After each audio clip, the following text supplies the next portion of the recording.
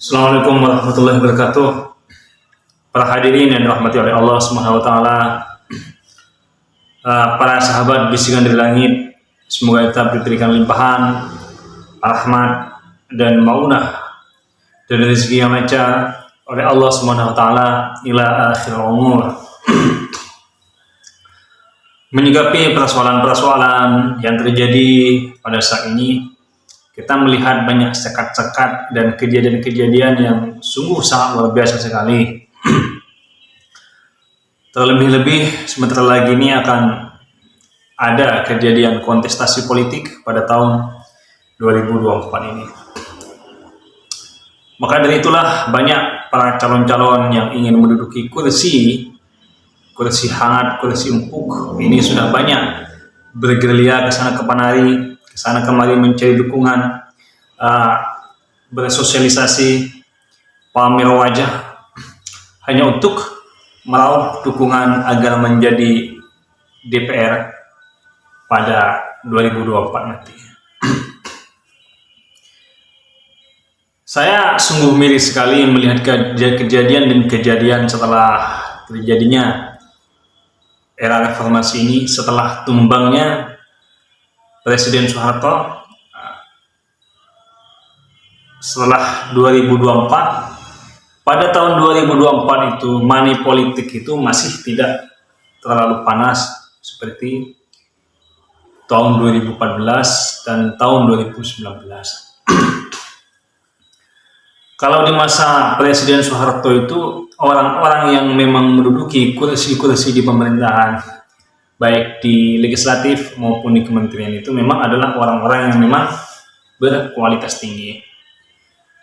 Tapi di kemudian hari, kursi-kursi itu bisa dipegang dan bisa diduduki oleh siapapun asalkan orang itu memiliki duit.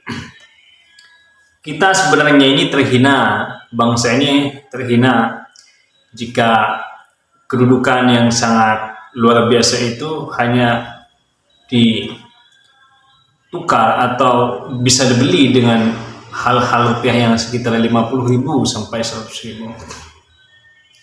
Dan bangsa ini tidak akan maju-maju jika kebiasaan-kebiasaan buruk yang namanya money politik ini terus-terusan mengalami seperti ini. Karena para caleg-caleg nanti yang akan jadi nanti akan mengambil ganti rugi terhadap uang-uang yang dikeluarkan, sehingga banyak dana-dana yang seharusnya menjadi aspirasi atau menjadi kemaslahatan untuk rakyat itu akan dipotong atau diambil oleh para caleg-caleg yang nantinya akan menduduki di tahun 2024 nanti ini. Ada sebuah riwayat itu mengatakan begini, sebuah maqalah itu mengatakan begini: idza usidal amru ila ghairi ahlihi fantadrisa. Jika suatu perkara itu diserahkan kepada yang bukan ahlinya, maka tunggulah kehancurannya.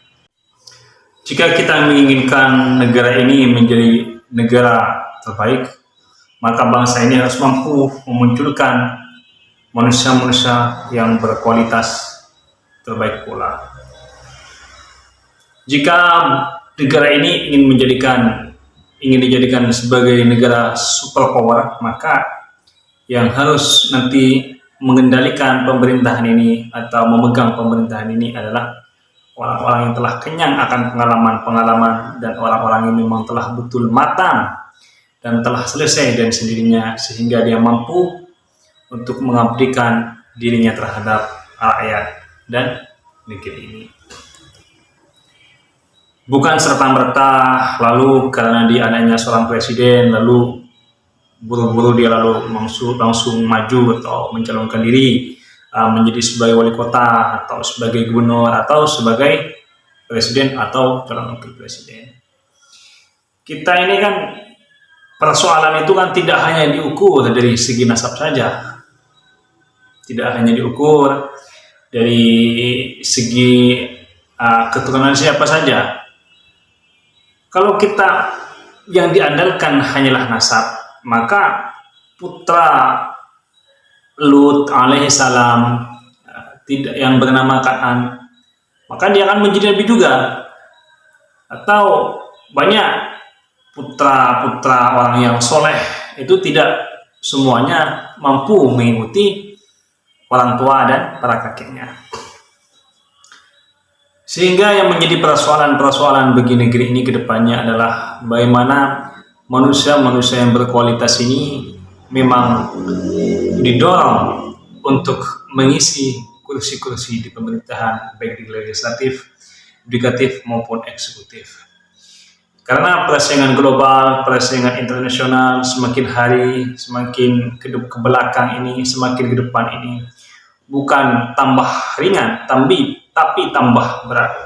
Karena di Cina saja kualitas sumber daya manusia di sana, para pekerja-pekerja di sana sudah mampu menciptakan suatu hal-hal yang sebelum-sebelumnya tidak pernah diciptakan. Jepang setelah kota Nagasaki dan Hiroshima itu hancur luluh lantak oleh bom atom, di kemudian hari pada 20 tahun yang telah kejadian kehancuran Nagasaki dan Hiroshima tersebut hancur, maka penduduk Jepang mampu menciptakan sebuah terobosan-terobosan baru seperti teknologi yang luar biasa, seperti Mitsubishi, Toyota, dan lain sebagainya.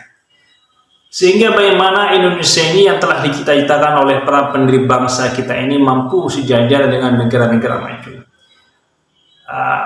Bagaimana caranya? Yaitu mengeluarkan atau menjadikan manusia-manusia yang berkualitas di negeri ini untuk menduduki semua di lini-lini pemerintahan. Kita tidak bisa artis A, artis B karena dia punya banyak duit, bisa beli suara. Atau kita tidak bisa juga terlalu karena ini adanya presiden misalkan. Lalu seakan-akan dia dianggap mampu untuk mengelola sebuah kota atau sebuah provinsi. Karena ukuran kemampuan itu bukan dari soal nasab, bukan dari soal keturunan, tapi dari soal pengalaman, kematangan dan proses yang lama, atau waktu zaman, yaitu prosesnya sangat lama.